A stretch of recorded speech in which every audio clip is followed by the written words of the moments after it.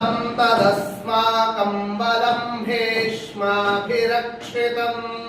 अपर्याप्तं तदस्माकं बलं भीष्माभिरक्षितम् पर्याप्तं त्विदमेतेषां बलं भीमाभिरक्षितम्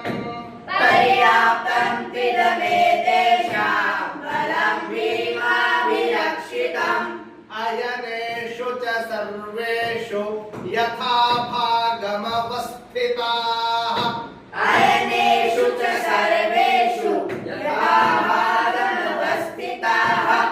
भीष्ममेवाभिरक्षन्तु भवन्तः सर्व एव हि भीष्ममेवाभिरक्षन्तु भवन्तः सर्व एव हि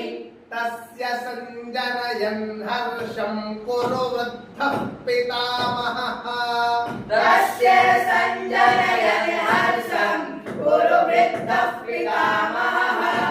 सिंहनादं विरक्त्योच्चैः शङ्खं दद्मौ प्रतापवान्